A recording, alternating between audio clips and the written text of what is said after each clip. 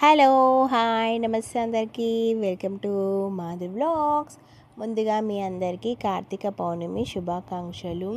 కార్తీక పౌర్ణమి అనగానే నాకు ముందుగా గుర్తొచ్చేది సత్యనారాయణ కథ. అయితే నేను నా పెళ్ళైనప్పటి నుండి ఏ ఇయర్ కూడా మిస్ కాకుండా నేను ఎవ్రీ ఇయర్ కార్తీక పౌర్ణమికి సత్యనారాయణ కథ అయితే చేస్తాను. ఫస్ట్ మా మ్యారేజ్ అప్పుడేమో ఇంట్లో చేయించాను. ఎవ్రీ ఇయర్ మాత్రం గుడిలోనే చేయిస్తాను. ఈ గుడి ఎక్కడుంది అంటే దిల్షుక్నగర్లో కోనార్క్ థియేటరు దగ్గరలో ఉంటుంది అనమాట. శ్రీ సత్యనారాయణ టెంపుల్ అని అడిగితే ఎవరైనా చూపిస్తారు. అక్కడ కథలు వ్రతం చేపిస్తుంటారు, సత్యనారాయణ వ్రతాలు చేపిస్తూ ఉంటారు ఆ గుడిలో.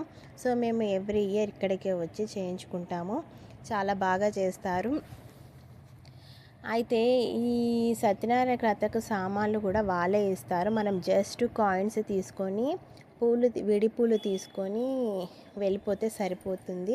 చూడండి, ఇక్కడ నేను రాగానే అన్నీ సదురుకొని అన్నీ ఎలా పెట్టుకోవాలో అన్నీ కూడా వాళ్ళు అన్ని ఇన్స్ట్రక్షన్స్ ఇస్తారు. మేము అన్నీ సదురుకొని రెడీగా ఉంటాము.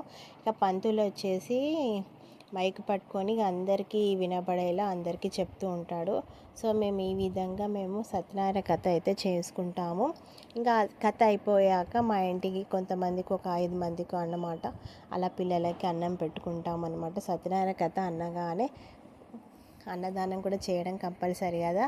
సో ఈ ఇయర్ కూడా మేము ఈ విధంగా సత్యనారాయణ కథ చేసుకొని దేవుని ఆశీర్వాదం అయితే తీసుకున్నాను. మీరు ఏ విధంగా చేసుకున్నారు కార్తీక పౌర్ణమికి చెప్పండి, కామెంట్ చేయండి. ఇంకా నా ఛానల్ ఎవరైతే కొత్తగా చూస్తున్నారో ప్లీజ్ సబ్స్క్రైబ్ చేయండి. ఈ వీడియో మీకు నచ్చినట్లయితే లైక్ చేయండి, షేర్ చేయండి.